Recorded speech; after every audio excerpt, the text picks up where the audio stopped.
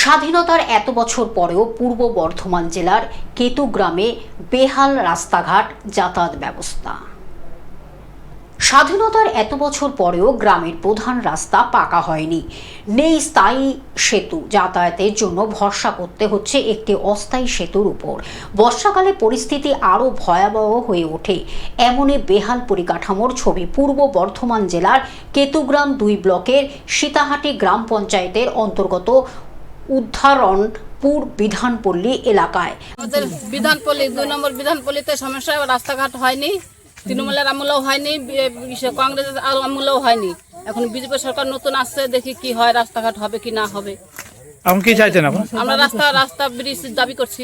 কি সমস্যা আপনাদের? আমরা হেঁটে যেতে পারছি না, রাস্তাঘাট নেই, রাস্তা নাই, ব্রিজ নাই, ভেঙে পড়ে যায় ব্রিজ, বাচ্চারা স্কুলে যেতে পারে না। কি চাইছেন এখন? চাইছি বলতে সমস্যা তো অনেক কিছুই আছে, তো ছোট্টর মধ্যে একটু বলি। এই গ্রামটা কেতুগ্রাম 2 নম্বর ব্লক উদ্ধারণপুর বিধানপল্লী অবস্থিত।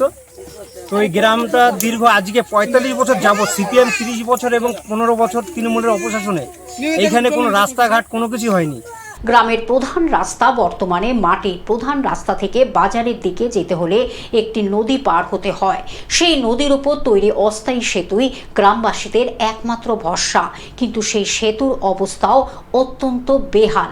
জীবনের ঝুঁকি নিয়ে প্রতিদিন ওই সেতু পারাপার করতে হচ্ছে সাধারণ মানুষ থেকে শুরু করে স্কুল পড়ুয়াদের। বিকেলের পর অস্থায়ী সেতু নিয়ে যাতায়াত কার্যত বন্ধ হয়ে যায়। তখন নদীপথে নৌকা করে যাতায়াত করতে হয় গ্রামবাসীদের। বিগত 34 বছর ধরে বিধানপল্লীর যে রাস্তাটা এবং ব্রিজের জন্য আবেদন করা হয়েছে তাতে কিছু হয়নি। বিগত তৃণমূলের আমলে 15 বছরও বারবার করে বলা সত্ত্বেও এই রাস্তাটা ব্রিজটা হয়নি।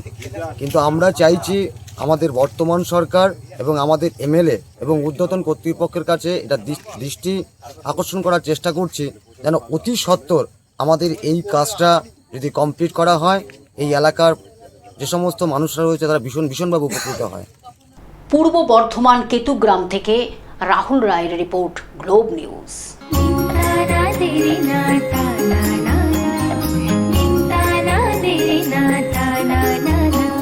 পাশে সবার প্রিয় গ্লোব টিভি, সাথে সবার প্রিয় গ্লোব টিভি।